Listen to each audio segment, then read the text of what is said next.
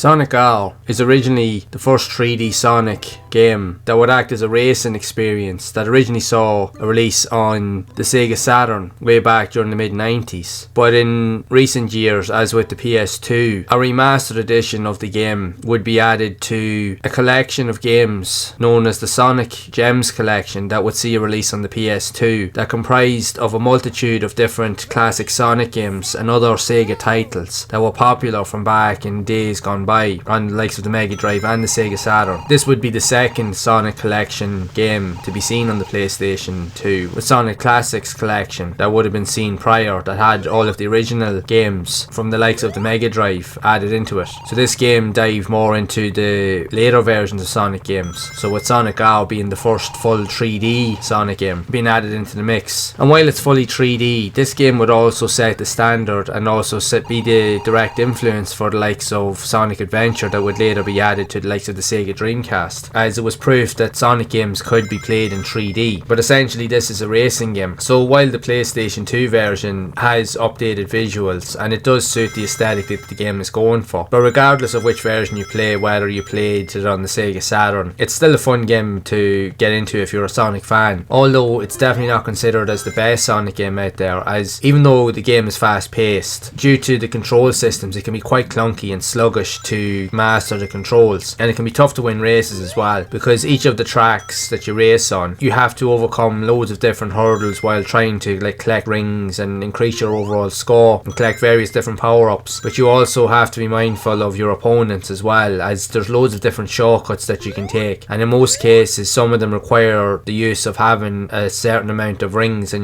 your disposal in order to unlock them, to gain access to some of them. But you also have to be mindful as well that your opponents can also take the shortcuts at any time, so they can always get well ahead of you before you've even managed to get near the finish line. So just when you thought you've won a race, they're already well ahead of you, and this will happen a lot throughout the game, and because of the clunkiness of the controls, it can leave it for a very frustrating experience in order to catch up. This was the first real 3D Sonic game that was presented at the time during the 32-bit era, and even with this remastered edition that's seen on the PS2, while it has more smoother graphics, the control systems are still pretty much the same, but it still doesn't take away from the gameplay element. It's still a fun game for what it does offer. It has some really cool level designs and features, but it will test your patience. But it's just a good way to play this type of game, especially from a modern style perspective. Like, I remember even going back on my first experience with this game. Now, I had seen it in magazines and like in Sega comics and so forth, and it being mentioned back when I was growing up, but I remember my first experience with it was with a collection of games that I got on the likes of the PC that included a load of Sega titles that had versions of Virtua Cop 2, it had Sonic 3D Blast, among many other classic Sega titles, and Sonic R was among them. And due to your PC kind of setups and operating systems that you would have had back at the time, at times for many gamers it would have been difficult to try and get a lot of these games running, but I was lucky enough now with the collection that I had. You got 10 discs and each of the games had a disc on it, a different variation of games, and in fairness the majority of them, nearly all of them, worked and I had no problem with them. So I played Sonic R quite a bit. Now, it was a struggle, I'm not going to deny that. It is a tough game. It's fun, and especially like I'm a big Sonic fan. I grew up playing like Sonic on the likes of the Sega Master System and Mega Drive, so it's always cool to play Sonic from different points of view or styles. But this game is tough, I'm not going to deny that for a second. It is a tough game, but it's still a cool throwback to re-experience all of these classic games and even to get to play from a modern perspective. And the fact is, it's part of a collection that includes many other classic Sonic titles. There's no reason why you shouldn't go back and try and play this. So I would love to know your thoughts of Sonic R that was seen as part of the Sonic Gems collection on the PS2, and what are your thoughts of it in general? Are you a fan of the game, or do you prefer the standard or more traditional 2D style Sonic games? I'd love to hear whatever stories you do have of the game, so be sure to share it down in the comments below. And if you have enjoyed this video, make sure to leave a like, subscribe to the channel and hit the bell to be updated with future videos. And if you would like to see more videos around other iconic classic remakes and obscure games such as this, then you can check out the playlist on screen to see more of those games in action. And I will see you all in the next one.